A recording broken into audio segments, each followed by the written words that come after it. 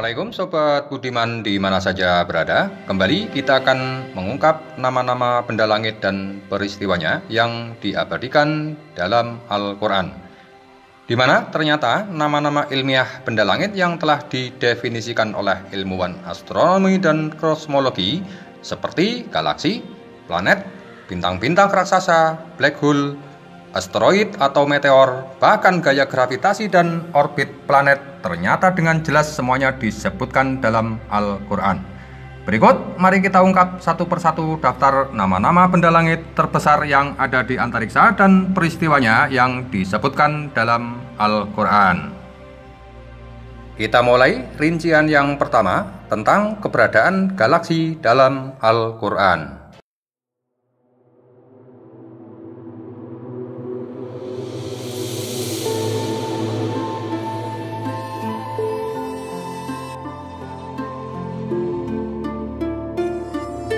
Di kedalaman belantara alam semesta raya sana terdapat gugusan galaksi-galaksi yang tak terhitung jumlahnya.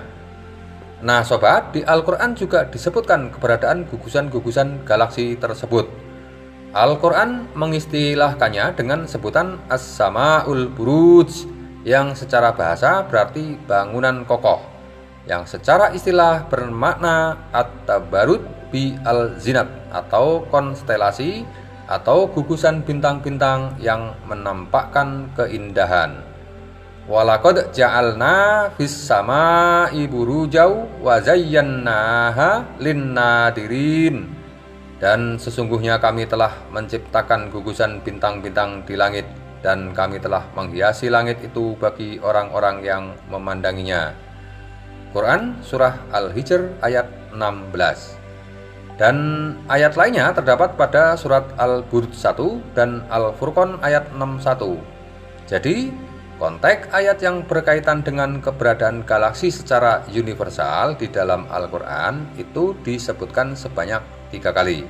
Sedangkan bentuk tunggal kata Al-Burj untuk satu gugusan galaksi di langit terdekat seperti galaksi Bima Sakti, maka Al-Quran menyebutnya dengan kalimat Azayyannas sama'ad dunya, yang bermakna gugusan bintang-bintang cemerlang di langit terdekat. Silakan lihat Quran Surah Fussilat ayat 12. Berikutnya yang kedua tentang keberadaan planet dalam Al-Quran.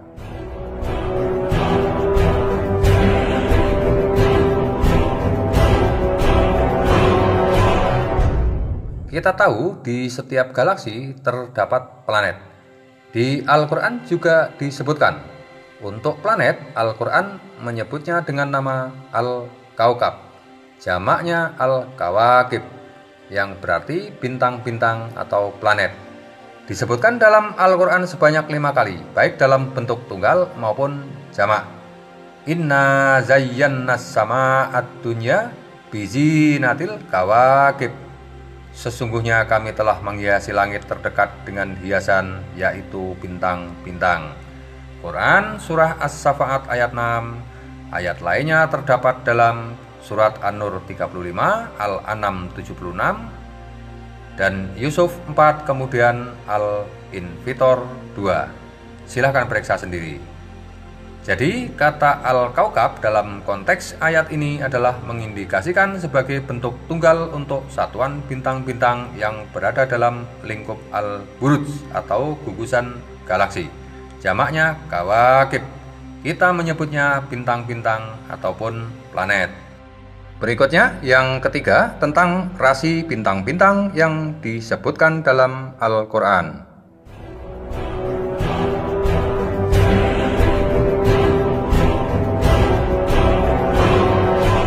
Di setiap galaksi terdapat kelompok bintang atau rasi bintang-bintang atau konstelasi bintang.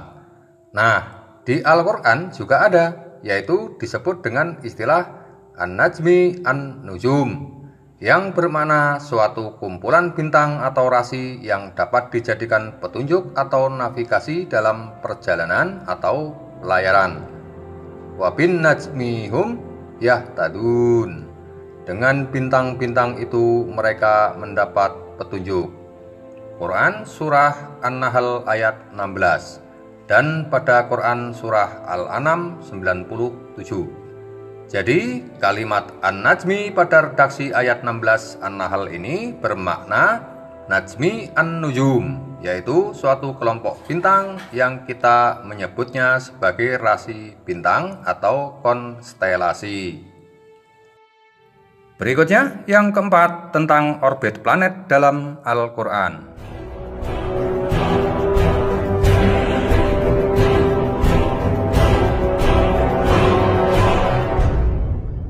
Sobat pemirsa, semua benda-benda langit itu, baik galaksi, planet, dan bintang-bintang itu memiliki dan menempati orbit atau garis edarnya masing-masing. Lagi-lagi, Al-Quran juga menyebutkannya dengan tegas. Untuk orbit planet-planet secara umum, Al-Quran menyebutnya sebagai Al-Waqi' An-Nujum. Sedang penyebutan secara spesifik, Al-Quran menyebutnya dengan Manzilah, yaitu yang bermakna poros atau tempat beredarnya bintang atau benda langit. Fala uqsimu bimawaqin nujum.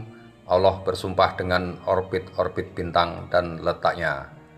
Tafsir Al-Mukhtasar pada Quran Surat Al-Waqi'ah ayat 75.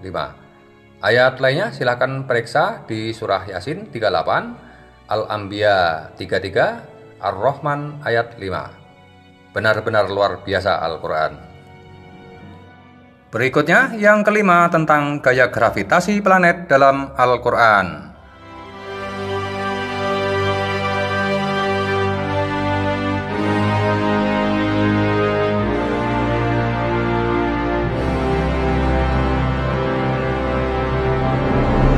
Sobat pemirsa, kita sudah belajar dan tahu bahwa semua benda langit, baik itu bintang, planet-planet, juga bumi, itu memiliki gaya gravitasinya masing-masing.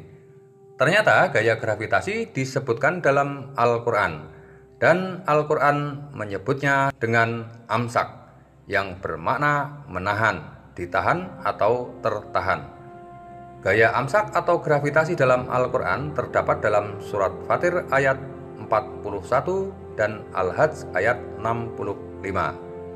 Innallaha yumsikus samawati wal ardo antazula wala inzalata in amsakahuma. Sesungguhnya Allah menahan langit dan bumi supaya jangan lenyap, dan sungguh jika keduanya lenyap maka tak akan ada seorang pun yang dapat menahan keduanya selain Allah. Nah, dua ayat ini adalah ayat gaya gravitasi namanya. Silahkan cek sendiri ayat lengkapnya.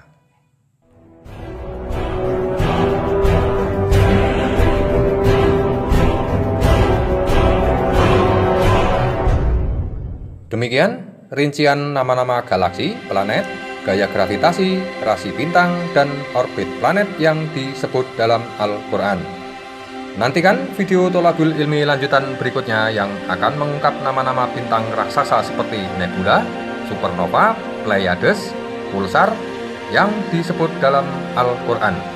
Bahkan black hole dan meteor atau asteroid pun ada namanya atau sebutannya masing-masing dalam Al-Quran secara jelas.